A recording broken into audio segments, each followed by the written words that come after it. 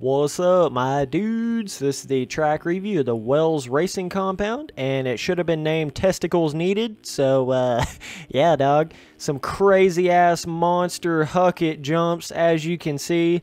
That is like a once-in-a-lifetime kind of jump right there. I love how there's the opportunity to hit bigger stuff. I always love tracks like that. I know they can be frustrating, but this kind of reminds me of, like, a lot of the tracks that I make. You know, whenever I first hopped on this track, I was like, oh, this is probably what most people feel like whenever they first get on a Spencer Turley track. So I was like, okay, because I'm not gonna lie to you, I mean, at the very beginning of this track, I was getting slightly frustrated trying to hit some of this bigger stuff, but once you learn it, it's really not that bad. But you know, I could definitely see the comparison in like this and my Lunar Oasis to a certain extent. I think Lunar Oasis is probably at least 5 times crazier, but there's at least somewhat of a comparison there because these jumps, they're big, dude. They're big and there's a lot of them, so you're basically constantly just like flying through the air. Like, you know, you're barely ever actually on the ground on this track. I think the only time you are on the ground is that little sand section. That jump right there is pretty tricky because it's kind of like the landing is like a whoop roller section kind of thing, and gets a little bit risque whenever you try to launch that further than the shortest landing possibility there. So pretty fun section. This is probably my favorite jump on the whole track right here. Not too difficult. You can over jump the shit out of it and you'll probably still live, so that's always a positive. But it's just one of those fun jumps that feels real. It almost felt like it was like a James Stewart compound style of a big jump or something like that. It just had a really cool angle to it, and it, like, the face of it was just built perfectly to me. So then it goes into this pretty interesting little section that a bit tricky right here. You can definitely over jump that one jump and go right off of the track, like super easy. But then it's like some more just massive. I mean, you know, everything's at least like 100+ feet. I think I overjumped this one by a little bit right here. Yeah, like that right there will happen often. That is, you know, the definition textbook of what will probably happen to you on most of these jumps right here. You'll either overjump them by like 3 inches and then just pop off of the bike, or you'll underjump it, and then if you land anywhere on the jump face, you're probably going to die too. So it's kind of like, fuck me if I do and fuck me if I don't, you know? So you just got to land it perfect. That's really the only way to do it on this track. But as far as like all the off track and, you know, just the overall feeling of it, it's pretty decent. It's now I will say at the very beginning, whenever I first got on this track, where the sunlight was, it had a really weird like box. There was like a really weird like sunlight box effect. It was like something was colliding with either my graphics and either the in-game graphics or my NVIDIA setting graphics, or something was happening there where it was making like a little weird orange box. Some of you guys probably think I'm crazy right now, but some of you guys that have played this game and seen that weird box, you would understand completely what I'm talking about. But I just went in there and deleted a couple things in the actual track files itself in the lighting, just to try to make it work a little bit better. Now, you got to be careful doing that. I tried to hook that really big thing right there. You got to be careful whenever you start doing that on tracks, because if you ever try to race on it in the future, it'll say that you've changed something on the track and then you can't race on it. So really, if you're trying to keep a track permanently, it's better to go in there and try and adjust your graphical settings in a way to where it just starts to show up properly, more so than going in there and actually changing things in the lighting file. So, you know, that's kind of a tip right there. But for me, I mean, I'll probably never race on this track. Nobody will probably ever race on this track again. So it's kind of one of those, it wasn't that big of a deal to go in here and just erase some of those files in there just to make a track review on it. But it still looks really good. I just took that really weird like yellow orange square out of the sky. And it was too cool of a track not to, you know, at least attempt to try to do a review on it. So this sand section's pretty tricky, dude. It's got a weird feeling, like and sand in general is weird feeling. So whenever I say weird feeling, I don't mean like bad or wrong. I mean, it's weird in the good way, kind of how sand is meant to be. It's It's one of those where you got to keep the speed up.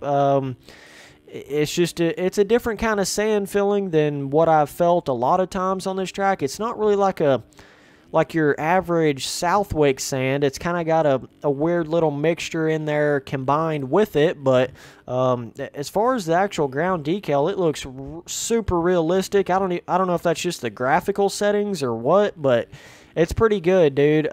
Like the on dirt actual, see right here, you can see how it goes, that light dirt to the dark dirt.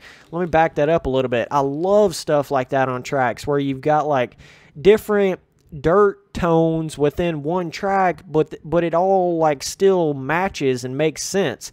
Anytime I've ever tried to do that on custom tracks, it just looks fucking ridiculous, and I'm like, I can't do this, man. You know, most of the time I never do that on tracks because it just looks horrible. You got to find the perfect kind of decals, and then you got this gnarly ass section where you got to kind of time this out a little bit right here, because if you jump and let's say you jump and land right here and you try to hook all the way over this wall right here, it's probably not going to happen, bro. I tried to hook over it a couple times and my life ended pretty quickly there. That's one of those sections you really got to hit it perfectly because that wall is just super dangerous. And you can see the off track is kind of like it's ended right there, as you can see, like right off the track, but you really never see that whenever you're actually in first person. With a lot of my custom tracks, I have them made in the sense of like you're seeing everything in first person. So like for instance, let me see here. So like right here, let's back it up.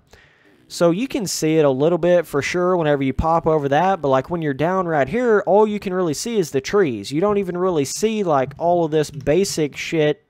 Let me show you. You don't even really see all this basic stuff way over here. So a lot of times it's really not even that necessary to make some of the off-track stuff super detailed if you're not even going to see it anyways. You know, and like I was saying, I base all of my custom tracks off of what you're seeing in first person. So if you see some weird stuff in third person, you know, that's because I never really went in there and looked at it in third person. I was always testing it and making the track in first person. So that's just a little thing with my custom tracks. But a lot of these jumps are a ton of fun. Tried to do a backflip here to show off since I crashed right there. Almost double crash, but that's okay. So yeah, man, fun track, huge jumps. If you love to whip, this is definitely your style of a track. Wadded it up again, so definitely professional, bro. Professional. Love that little grass object over there on the side. Fills that in nicely, and there's actually a Supercross portion over there as well, but I'm just reviewing the Motocross portion of this track. So now the filling of this track is a lot like, if any of you guys remember the track called Primal MX, I think, or Primal Motocross or whatever. Very similar ground. I mean, I would almost think it's identical actual tile map to the Primal MX, just like a super deep I don't even know how to explain it really. Super deep, sandy, mixed with mud, possibly clay. I don't know, but it just feels really deep. There's a lot of drag in the dirt. There's a lot of, you know, like lack of horsepower kind of sort of feeling, and you got to keep your momentum up on this track. You know, and like I was saying, your little sand section right there. Now, you could hook that. That's another one of those jumps. It's like a, you know, a once every 10 lap kind of thing. Man, that would be a gnarly huck right there. So you hit, where is it at?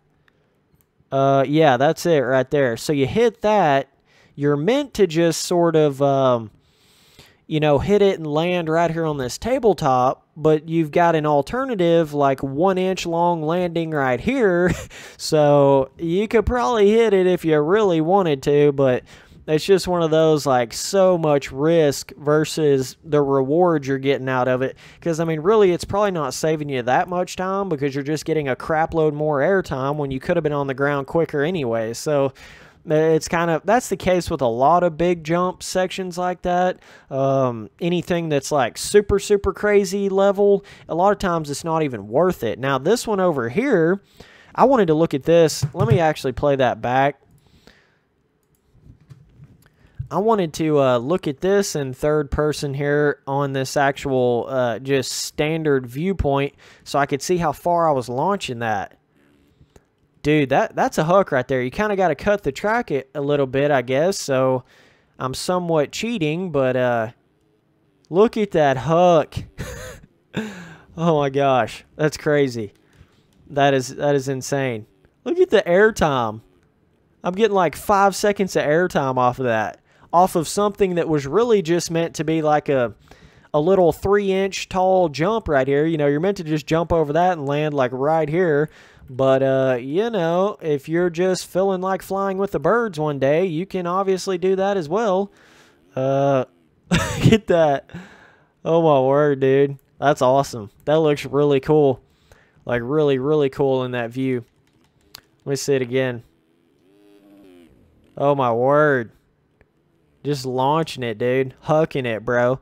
And then you get a crap load of speed on this section over here. This is one of the longest, absolute longest roller sections I've ever seen.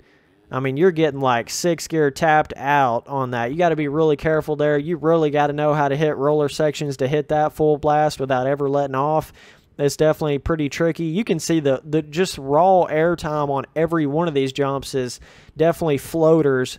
Definitely floater status, like, you know, you're in the air way more than you're on the ground here. So either way, I would say difficulty is probably, you could say it's Pastrana, because these jumps are massive. I mean, they're next level. Like, a lot of times you're never going to find a track like this in real life with this many big jumps. I mean, you may have one on a real life track that's like this one over here, or 1 or 2 of them on like a James Stewart compound, but like when you have so many other jumps that's that size, it just takes it to another level of difficulty. So I'm just going to say it's Pastrana, and I'm going to say the overall rating is of this particular motocross portion, got a nice little crib over there.